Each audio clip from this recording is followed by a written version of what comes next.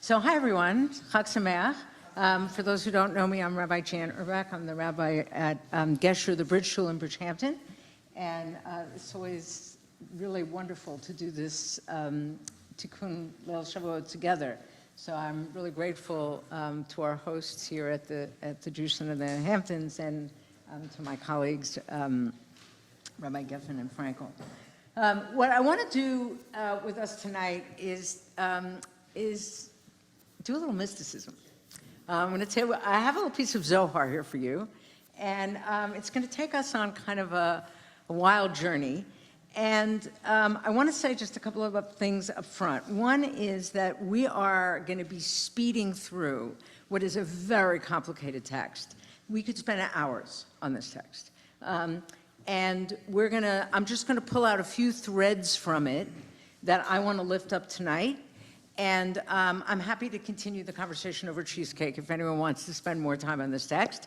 I also want to just acknowledge my gratitude to Dr. Melila Hellner, who is a scholar of Zohar, for some of the insights into the meaning of this text. And I usually bring, I always bring Hebrew as well as English. We're going to work just from the English tonight, partly for reasons of time, and also because the Zohar is not in Hebrew, it's in Aramaic. And I felt that that probably wouldn't be all that helpful to too many people in the room. So I didn't do it. And the last little caveat is we're going to be looking at this text from the inside out. We're not going to be looking at the text in order. I'm going to start right in the middle, and then I'm going to build out, and you'll see why in a minute. Where we're going to start is on page 2 with what I've labeled part C, because this is one of the most famous texts in the Zohar. This text is from the Zohar's commentary on Parshat Mishpatim. The Zohar is the great mystical text in Jewish tradition, and it's a medieval work from medieval Spain, but it is attributed to Rabbi Shimon Bar Yochai, who was a great, great rabbinic sage. He didn't write it, we know that. It's a pseudonymous attribution. And this is one of the most famous passages of the Zohar, and it's one of the most famous texts about the nature of Torah. This is a parable about what the Torah is and how we encounter Torah. And so we're going to start with the parable, and I want to thank especially Rabbi Geffen for setting this up perfectly. Like we've moved basically from the Bible to the rabbinic period, and now we're going to look at mysticism. And it begins as follows. The old man said, we'll talk about the old man later, inhabitants of the world are so confused in their minds. They do not see the path of truth and Torah. Torah calls to them every day in love. Yet they do not want to turn their heads. Although I said that a word of Torah emerges from her sheath, is seen for a moment, then quickly hides away, certainly so. But when she reveals herself from her sheath and quickly hides, she does so only for those who know her and recognize her. Okay, so this is an image, first of all, where Torah writ large, right? Truth with a capital T. The most important wisdom we need to know is not just readily available. It's sort of hidden, right? And it reveals itself and then conceals itself, right? I'm sure we've had moments like this where you have some great deep insight and it's there and then it's gone in a flash. And we're changed by it, but we can't quite hold that moment. That's what it's talking about. And then they give the parable.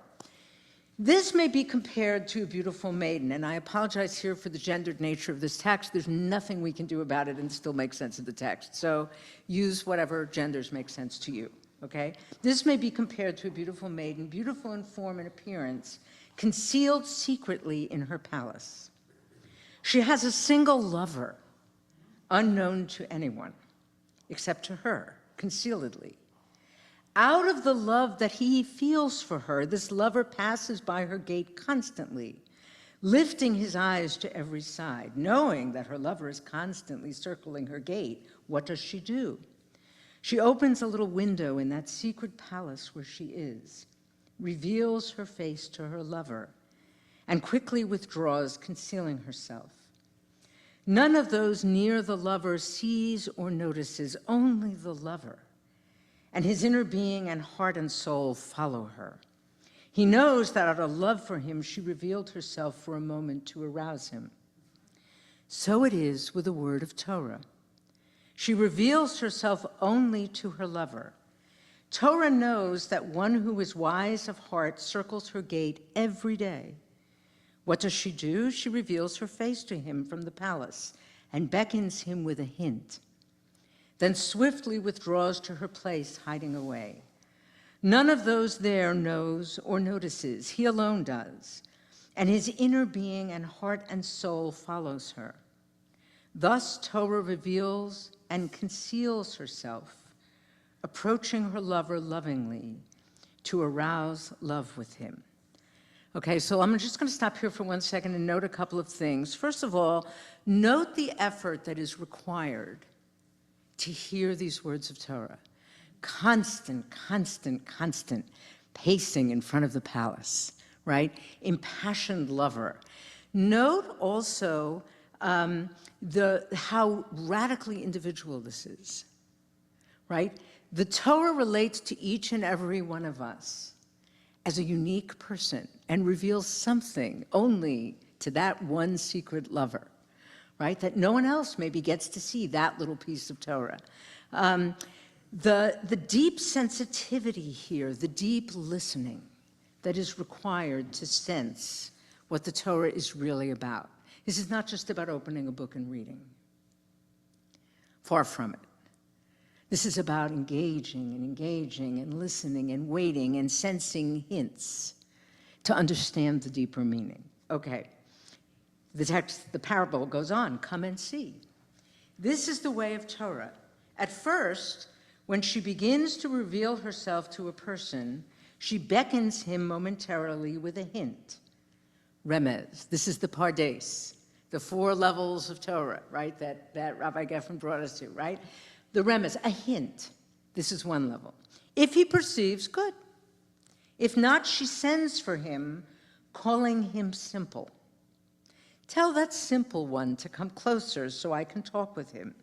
As is written, whoever is simple, let him turn here, he who lacks understanding. And by the way, Melilla Hellner points out, this is a little dig at Maimonides and the guide for the perplexed, right? This is about, no, you don't have to be so sophisticated and intellectual. This is about simple love. Okay. As he approaches, she begins to speak with him from behind a curtain she has drawn, words suitable for him until he reflects little by little. This is drasha, the next level of Torah. Then she converses with him from behind a delicate sheet, words of riddle. And this is agadah, right? Stories and riddles and mysteries. Once he has grown accustomed to her, she reveals herself to him panim b'fanim, face to face, and tells him all her hidden secrets. This is the level of sodot, the secrets. So now we have all 4 levels of Pardes, and all the hidden ways concealed in her heart since primordial days. Then he is a whole person. The Aramaic is Barnash Shalim. A Hebrew translation would be Adam Shalem. A full, whole person, right? Reclaiming the fullness of our humanity. Baal Torah Vadai, a husband of Torah, and Mara de Beta, master of the house. For all her secrets she has revealed to him, concealing nothing. She says to him, did you see the hinting word with which I beckoned you at first? These are the secrets. This is what it is. Then he sees that one should not add to these words or diminish them. Then pshat, the P of the Pardes, of the verse, just like it is. One should not add or delete even a single letter. So human beings must be alert, pursuing Torah to become her lover, as has been said. Okay. This is like hours to unpack this. I want to break 3 points. One, I've already mentioned, note the individual quality of this revelation. The second, think about how countercultural this way of learning and knowing is today. Today, in our world, right? This is not about TikTok and tweet. This is about pursuing wisdom with passion and love day after day after day, and sitting with it and not knowing and waiting for deep understanding. It's about deep, deep listening. And three, the most important piece in this whole thing is love. Torah, wisdom, right? We think about, as we've been talking about all night, right? The Torah is given on Shavuot. It is given today. And the question is, what is the Torah we need today? And the only way that we are going to hear the Torah we need today is to listen with love and pursue it as a lover. We have to love truth and wisdom and righteousness with the passion that we would pursue all the other things in life. Constantly listening and watching and yearning. Okay, so the question is, what does it mean to be a lover of Torah? How do we do that? How do we be that kind of person to love in that way? What does it mean to listen? What are we listening for? And what part of us is capable of hearing that? So in order to get at that question, I said to you we were going to start in the middle and we were going to build out. This little parable sits in pages and pages and pages and pages and pages in the Zohar, in a long exposition of the nature of the soul. What is the human soul? Right? That's a whole long drash, taking biblical verses from all over the place and interpreting them on the layer of the soul. And I gave us one little piece of it that is the beginning of that section and what appears just before this parable. Okay, so now we're going to turn back a page and we're going to look at part B, which is the midrashic context in which this story appears. Okay, and basically the midrashic context begins with the old man who is speaking, we'll talk about him again in a minute, wrapping himself in some kind of talit-like thing, garment, and opening with a verse. And the verse is from Leviticus chapter 22. Uvat Kohen, if the daughter of a Kohen is married to an alien man, leish zar, what happens? She can't eat of the sacred donations in the temple. Okay, that's the verse. The Zohar, the old man, is going to explain, there's a little bit, and then he says, if the daughter of a priest, who's the daughter of the priest? The supernal soul. The daughter of our father Abraham, first of converts, who draws the soul from a supernal place. We are not talking about the temple. We are not talking about the Kohanim in the temple. We are not talking about some woman whose father was a Kohen. We're talking about the soul. Classic Zohar, right? It doesn't mean only the plain meaning of the text. It has this deep, deep mystical meaning. And this is the beginning of a whole discourse on the soul. And we get the notion of a soul that is drawn from the supernal place, from the heavens, that comes down through the tree of life and enters into human beings. And what we get, and I just put one line here, I took out, it's a very long discourse, is about the way that the soul has various garments when it comes into a human being. And one of those garments is the nefesh hager, the soul of the stranger. Now, what's going on here? Okay, the soul comes from some place in God and comes down to this world and lives in a body. And that's a very good thing, right? That's life. The soul needs to do work here. The soul enjoys living here. Like most of the time, that's terrific. In this particular exposition, there is an aspect of this also in which the soul experiences it as exile. Right? To be in this world as opposed to that world. with all of the tsuras in this world, with all the pain and the suffering and evil and difficulty. It's an exile. And so there is a double meaning here to this reference to Nefesh Hager. What the parable is saying, what the drash is saying, is that the soul, in one sense, it literally means the soul of the convert. That there is a part of our soul, one of the garments of everybody's soul, is a stranger. Think about that. It's an aspect of every soul. Is the soul of the convert, someone who came from somewhere else. That's part of our soul. It's one of the garments. And the second aspect of this is that our own soul is a stranger in this world. There is a part of our soul that doesn't feel comfortable here, that is a little bit alien, right? And that is experiencing exile. Okay, and then it goes on to talk about all the different garments of the soul, and a little bit about the way the Torah reveals itself, and there's a parallel there, right? The Torah has multiple garments. We've already looked at that in the little parable of the beautiful maiden, right? That there are multiple levels, and we have to pierce through, and the soul has multiple garments. And then we get one of the most extraordinary readings I have ever encountered. And if you look at that page 2, and this is what precedes our parable.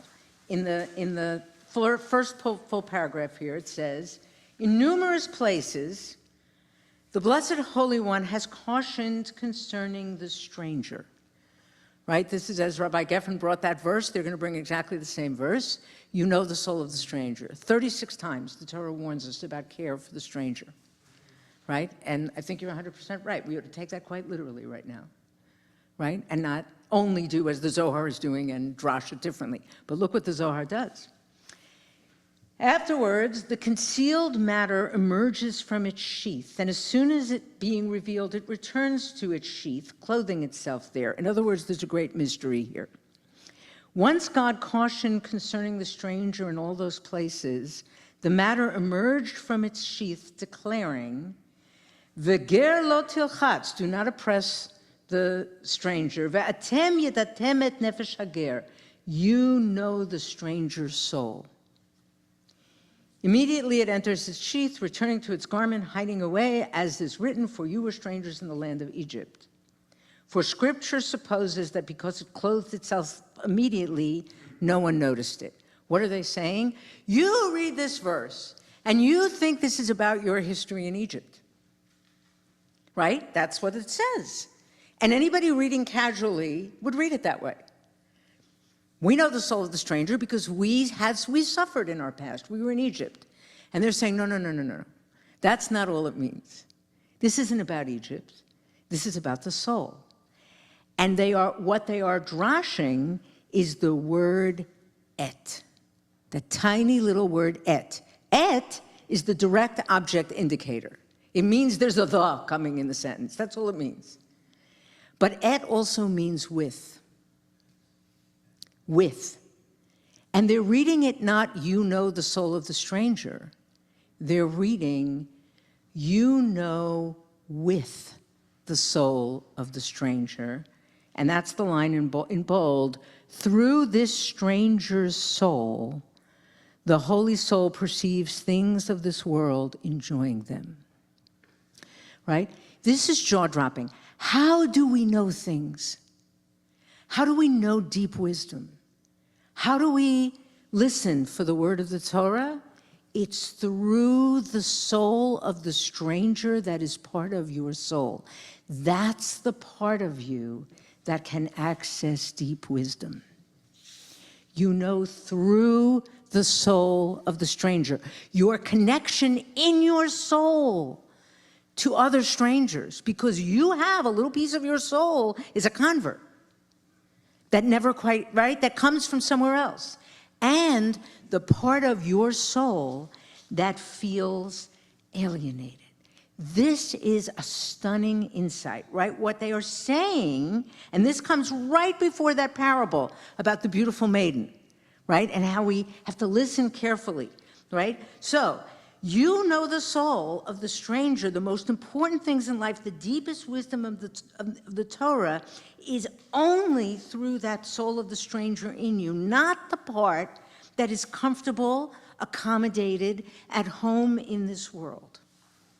The part of you that hurts, that is vulnerable, that is alienated, that is lonely, that empathizes with the vulnerable because we are vulnerable.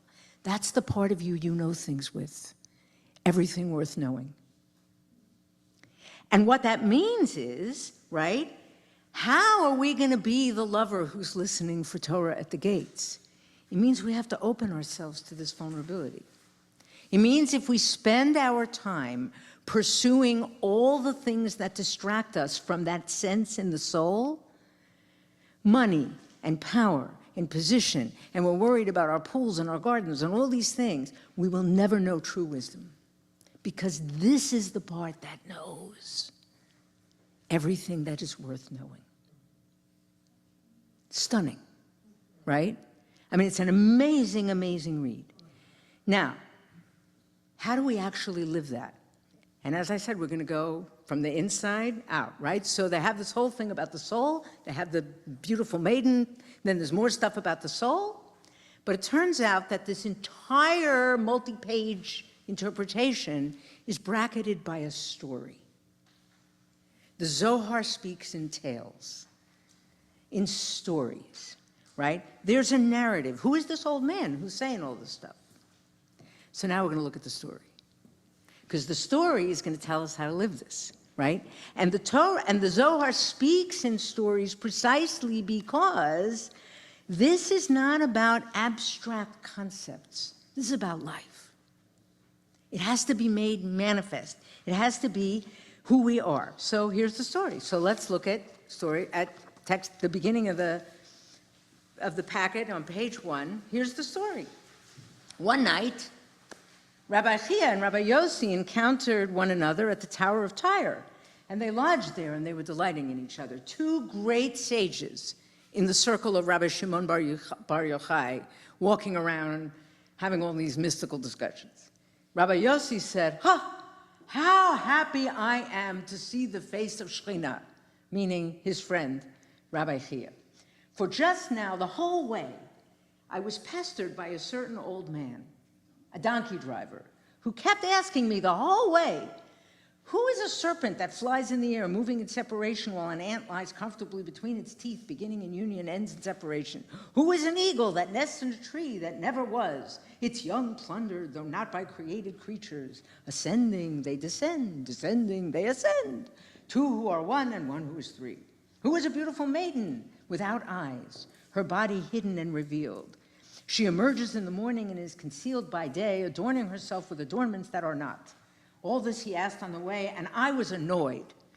Now I can relax. If we had been together, we would have engaged in words of Torah instead of other words of waste. The Aramaic is tohu, right? Null and void, right? So I'm sure we've all had an experience like this, right? You're on a plane, someone's talking to you, they're really annoying, right? And Rabbi Yossi is he's been frustrated this whole time because this guy is speaking nonsense. And he's maybe crazy, maybe he's, who knows, but this is a waste of his time and he's frustrated. Okay. Rabbi Chia said, that old donkey driver, do you know anything about him? He replied, I know that his words have no substance. Look how sure he is. For if he knew anything, he would have opened with Torah, and the way would not have been empty, rake. Rabbi Chia said, that donkey driver, is he here? For sometimes, in those empty ones, you may discover bells of gold. He replied, here he is, getting fodder ready for his donkey. They called him, and he came over to them. He said, now 2 are 3, and 3 are like 1. And Rabbi Yossi said, didn't I tell you that his words are empty and inane, rekam, right? There's nothing here. He is so sure. He sat down before them, the donkey driver did, and said, Rabbis, I have become a donkey driver, yet only a short time ago.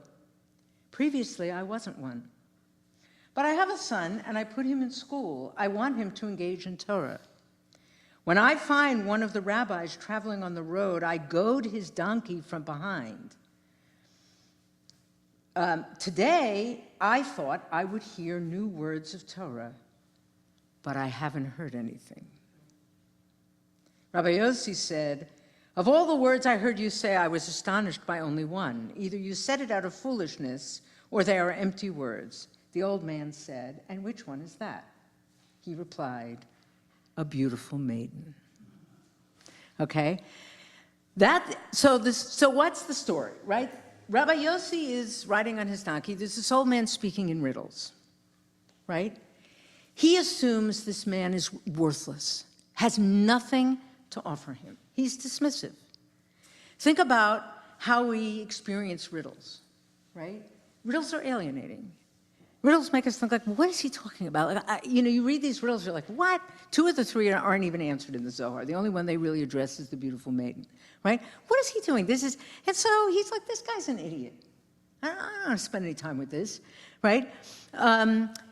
What is the Zohar doing here, right? I wasn't always a donkey driver. How do we treat the stranger? What do we assume about people? Note now that we have parallels between the Torah, that is hidden and revealed and dressed in all kinds of garments and layers, and you have to pull the veils aside to get what it really means, and the human soul, which comes garbed in many garments, and we have to dig down deep to know who we really are, and another person in the narrative frame. You see a donkey driver. I wasn't always a donkey driver. I'm driving donkeys because I want to follow rabbis so that I can hear words of new Torah. And you offered me nothing. Note the reversal, right? Rabbi Yossi, a great scholar, thinks this old man is wasting his time beneath him, speaking empty words. Now the donkey driver says, I was looking forward to hearing from you. Who's the empty one? Rabbi Yossi hasn't been listening with the soul of the stranger. He's too comfortable. He's too puffed up with his own learning and his grandiosity. And this old man pushes his back on his heels. Whoa. And now they hear this incredible, amazing pages and pages in the most magnificent Torah in the Zohar from this old man who is the donkey driver who was dismissed as nothing, right? So you see what's happening here. They're modeling the problem of what happens when we don't listen with our own soul of the stranger and we dismiss the soul of the stranger that we see. We're short on time, so I want to go to the end, because the end of the story is remarkable. So if you look at page 3, this is how the whole long thing closes.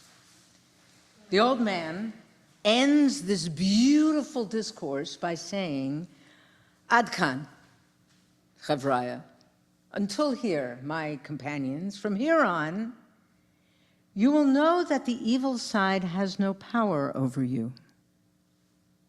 Wow. Come back to that in a minute.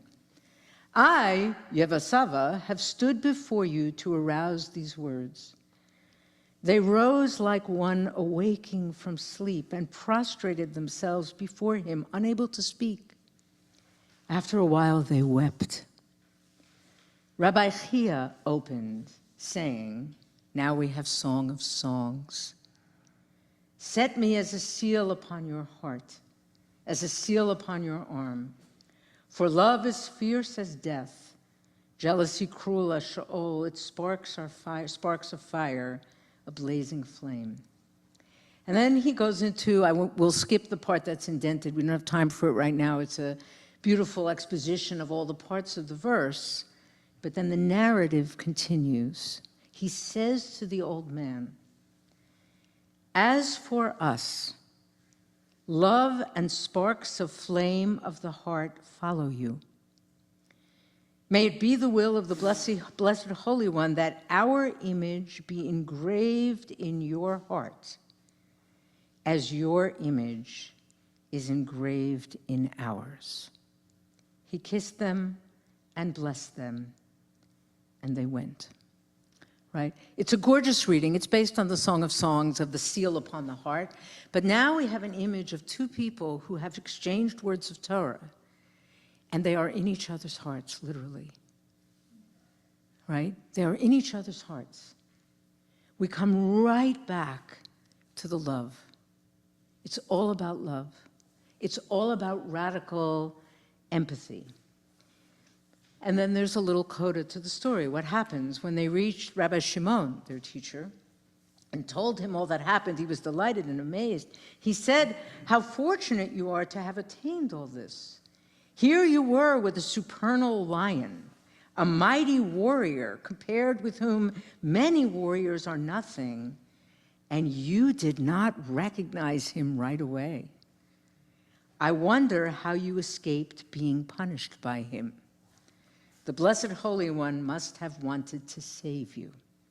He proclaimed for them, quoting first Proverbs and then Isaiah, "The path of the righteous is like gleaming light, shining ever brighter until full day. When you walk, your stride will be unrestrained. If you run, you will not stumble. Your people, all of them righteous, will inherit the land forever, sprout of my planting, work of my hands, displaying glory." Okay, so a couple of things just to sum up. Again, like we could spend hours on this, right? But note that having learned that it's all about love and radical empathy, here at the end, we discover also that they are struggling with the nature of evil. The Zohar is worried about evil. The Zohar takes evil really seriously, recognizes its power, and wants to know what to do about it. What kind of Torah can respond to evil? How do we be in a world in the presence of evil, right? From here on, you will know that the evil side has no power over you, right? This is mythic stuff, right? It's a very mythic world. But the question really is, how can religion be a force for good in the world? What can it do about evil? And the conclusion here, I think, is that it's not about doctrine, right? It's very much not about sort of the literal application of the halakha.